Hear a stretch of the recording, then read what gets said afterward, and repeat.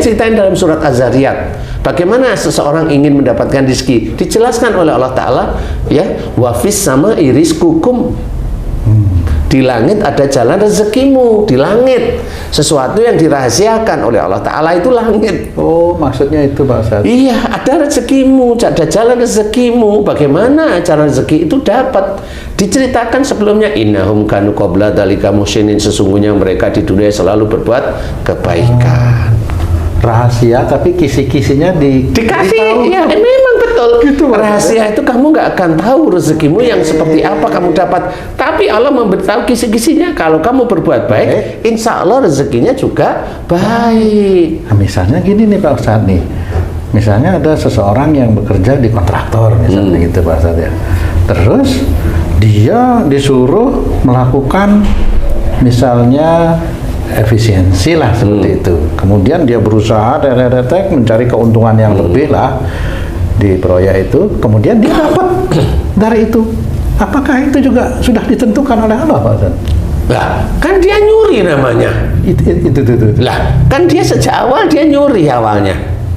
Tetap ditentukan lah, hasil kan nyurinya. Hasil nyurinya ditentukan. Oh, berarti yang membuat dia itu halal atau haram itu tergantung perbuatan manusia itu, Pak. Lah iya.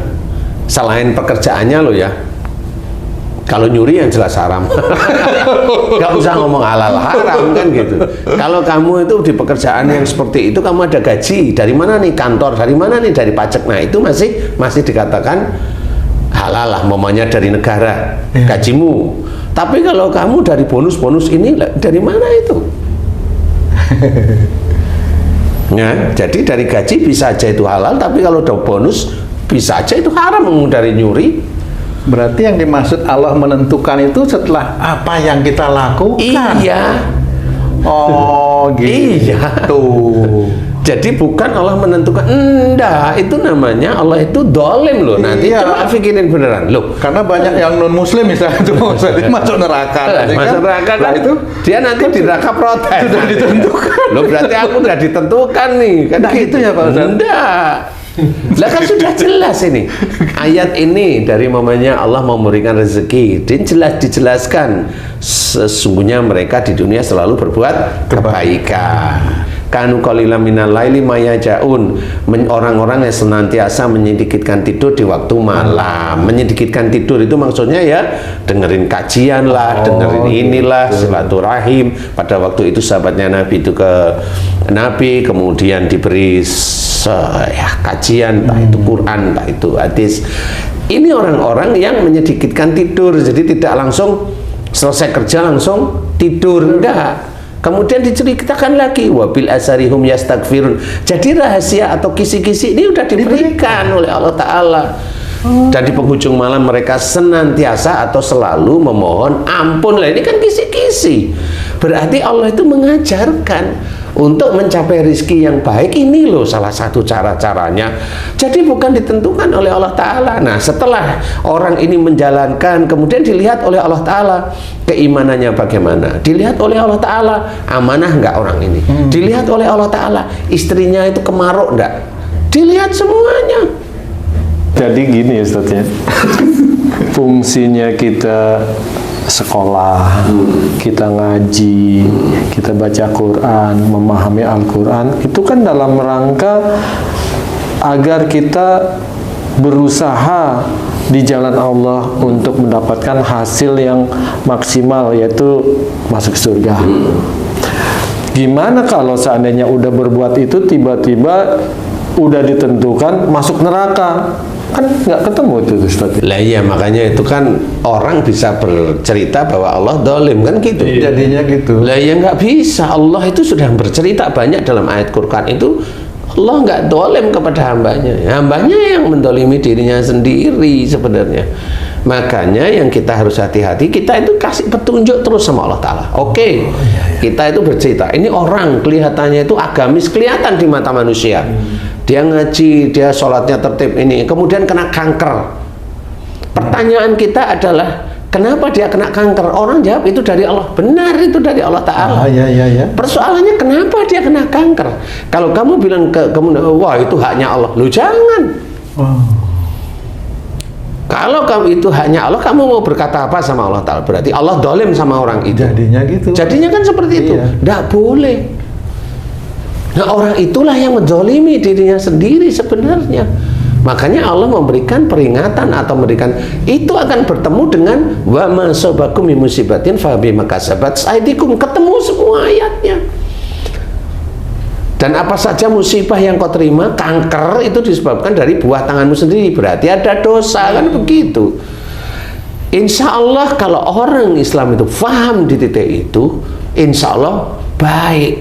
Jadi orang itu hanya mengejar kebaikan menurutmu, tetapi di hadapan Allah Ta'ala kan banyak. Contoh, Allah memberikan contoh, suruh kita itu mencontoh akhlak Rasulullah sebagai uswatun hasanah. Itu kenapa disuruh mencontoh? Selain sunnah-sunnah, akhlak itu ya penting. Nah, akhlak itulah untuk menggerakkan seluruh tubuh. Contoh, ya diceritakan bahwa dosa yang paling banyak itu dari mulut, lisan. Itu jelas itu. Karena apa? Ngomong ngawur. Itu kan ngerti dosanya, cuma orang itu nggak ngerti yang mana dosa, kan? Jangan gitu. bilang ditentukan itu. Jangan bilang ditentukan. Oh iya ya. Nggak bisa, itu baru sudah diceritain itu oleh Allah Ta'ala. Dari lisan ya Pak Ustaz. Nggak boleh gibah, suuzon juga tidak boleh, kan gitu. Itu sudah ditentukan oleh Allah Ta'ala. Jadi kalau orang di dalam kajian itu hanya nyuruh, tapi kok nggak pernah diajari untuk mohon ampun, tidak pernah diajari untuk bersyukur. Bagaimana mohon ampun, bagaimana bersyukur, hanya cuma kelihatannya berubah baik dari sesuatu yang dilakukan suatu kebaikan. Ya, dia nggak akan ngerti bahwa Allah itu juga maha segalanya. Kalau orang senantiasa dia hanya mengerjakan suatu kebaikan terus-menerus, ini ingat ya, manusia itu punya watak yang dia itu ada nafsunya. Bisa aja dia mengerjakan baik, akhirnya apa? Sombong dengan merasa ibadahnya lebih daripada orang lain. Dan itu besok masuk neraka, kalau bisa. Makanya diceritakan oleh Allah Ta'ala dalam ayat Quran yang lain. Innal ladzina yastakbiruna an ibadah sayadkhuluna jahannama dakhirin. Sesungguhnya jika kamu sombong dalam menyembah kepada Allah, menyembah kepada Allah, akan kami masukkan ke dalam neraka dalam keadaan hina. Itu jelas. Berarti itu kan sudah ditentukan oleh Allah Ta'ala agar kita tidak melanggar. Berarti saling terkait itu. Ya, semua ayat itu terkait. Tidak bisa Allah itu dolim itu, enggak, siapapun orangnya enggak boleh bilang Allah itu dolim, walaupun kesannya dia tidak secara harfiah mengucap Allah dolim, kan gitu.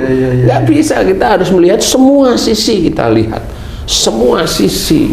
Secara sunatullah, manusia itu secara nggak langsung menentukan takdirnya sendiri ya. Iya. Iya.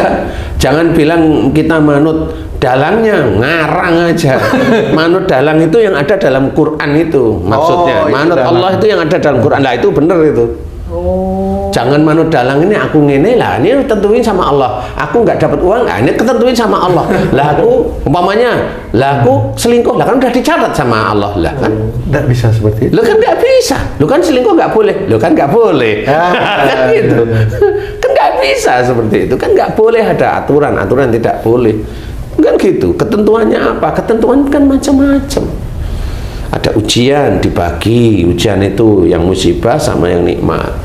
Ujian yang lagi dari mana? Dari pengharapan, dilihat dari iman, kemudian bisa amanah enggak, ujiannya apa? Digagalkan dulu oleh Allah Ta'ala, digagalkan dulu oleh Allah Ta'ala. Kan belum tentu itu ketentuan baku. Kalau mamanya ngomongnya gini, apa aja yang kamu lakukan, takdirmu sudah ditulis. Saya jawab benar, takdirnya ditulis. Yang mana? Mati ya. Check out. Iya, itu benar kalau itu. Oh gitu. Iyalah. Benar, tapi harus dijelaskan. Harus dijelaskan takdirmu ditulis itu yang mana. Iya, kalau dia jawab, ya saya maksud tuh mati. Ini bener dia. Saya nggak komen kalau gitu. Iya. Tapi kan lucu, nggak ada mati itu hubungannya dengan apa saja kamu lakukan. kamu mati, nggak bisa ya. Nggak bisa, nggak ketemu gitu. Makanya harus kita pahami bahwa umpamanya temanmu yang statement seperti itu, hati-hati. Itu bisa aja kalau dia tidak tahu itu menjadikan dia itu suuzon dengan Allah Ta'ala, bahwa Allah itu dolim. Tidak boleh. Allah sudah ngasih jalan kok. Makanya sesungguhnya Allah tidak merubah nasib suatu kaum sehingga kaum tersebut merubahnya. Loh, ini kan sudah jelas ayat Quran ini. Dari marah terus menjadi tidak marah. Masuk ayat itu, Pak? Dia masuk. Berarti kamu berbuat baik satu. Kemudian kamu marah lagi sekali, jelek lagi satu. Kemudian baik lagi satu baik. Kemudian marah lagi 5 tahun ya. Jadi jelek baik itu masuk. Iya, itu masuk ke takdir satu. Nah, itu apa gunanya Raqib sama Atid? Bukannya berubah itu untuk urusan harta gitu, bukan? Orang itu kok yang dipikir kok harta kan gitu ya. Harta itu sudah dijelaskan dalam Quran. Kalau seseorang itu bertakwa kepada Allah Ta'ala, mengerjakan apa yang diminta oleh Allah, kemudian dia bertawakal itu dia mengerjakan sesuatu selalu serahkan sama Allah, mengerjakan sesuatu serahkan sama Allah. Di sini itu namanya tawakal, itu tidak ada nafsu. Kalau hasilnya itu tidak jadi, dia nggak marah kan gitu. Dia hasilnya nggak jadi, dia nggak marah, nggak jengkel, nggak gerutu, nggak protes. Ini kan beda, itulah namanya tawakal. Dia tetap berusaha lagi. Ini diuji sama Allah Ta'ala, kemudian dikasihlah oleh Allah Ta'ala sesuatu yang dia harapkan. Yang diharapkan, dia menjadikan lebih sujud atau dia bangga dengan apa yang sudah terjadi, kan begitu. Emang setelah diharapkan jadi dia mati kan? Enggak. Dia masih ada proses untuk hidup lagi kan gitu. Jadi kayak sistem flowchart itu, ini or nih balik. Iya, begitu insya Allah. Masalah takdir itu sudah dijelaskan oleh Allah Ta'ala ya, bahwa sesungguhnya Allah tidak merubah nasib suatu kaum sehingga kaum tersebut merubah. Ini sudah jelas. Jadi takdir itu udah nggak usah ketakutan dengan takdir. Jalankan perintah Allah aja. Suruh ikhtiar oleh Allah Ta'ala, ikhtiar. Faidah qutiyatis sholatu fantasiru fil ard wa btagu min fadlillah. Ikhtiar aja setelah kita selesai sholat, ikhtiar aja yang baik, yang ini, yang gitu. Kalau ikhtiarnya jelek ya dikejar-kejar KPK, normal. Dikejar-kejar polisi ya normal. Itu kalau dia ketangkep, apakah sudah ditentukan itu juga, Pak? Kalau ketangkep ya sudah ditentukan, dia harus ketangkep. Insya Allah seperti itu. Makanya nggak usah takut dengan takdir buruk, takdir ini, tapi kerjakan yang baik. Ya. Kerjakan yang baik, apa saja baik. Kamu nyantunin di yatim piatu, santuni. Di orang-orang miskin, orang tua miskin, janda miskin, santuni. Intinya adalah serahkan takdir itu kepada Allah Ta'ala, kerjakan yang baik, kerjakan yang baik. Kalau memang kita mengaku bersalah di hadapan Allah, berdosa banyak sesuatu yang kita kerjakan banyak dosa, mohon ampun kepada Allah Ta'ala. Jika banyak nikmat yang sudah diberikan oleh Allah Ta'ala kepada kita dan kita lupa, sangat jarang bersyukur nikmat demi detik itu kita bersyukurlah kepada Allah Ta'ala setiap saat. Nah, itu juga akan diterima oleh Allah Ta'ala. Malaikat Raqib itu yang mencatat. Karena pada saat kamu itu bersyukur atas semua nikmat karunia, kamu masuk ke ranah la in syakartum la azidanakum. Tapi kalau kamu nggak pernah bersyukur atas nikmat Allah yang setiap detiknya kamu terima sampai meninggalnya, masuknya apa coba? Wala in kafartum inna adzabi lasadid. Jelas itu. Nah, itu kan jelas. Berarti kalau kamu nggak bersyukur atas semua nikmat, ya masuk neraka. Itu takdirnya seperti itu. Itu takdir kan? Takdir. Bener gak sih? Iya. Yang di dalam Quran itu takdir nggak itu? Takdir. Itu menentukan takdir sebenarnya. Lah kok dibikin absurd? Ya janganlah. Jadi orang itu bingung kan gitu ya. Nah, belajar yang baik. Mudah-mudahan ini bisa menjadikan manfaat bagi kita semua. Amin amin ya rabbal alamin. Wallahu a'lam.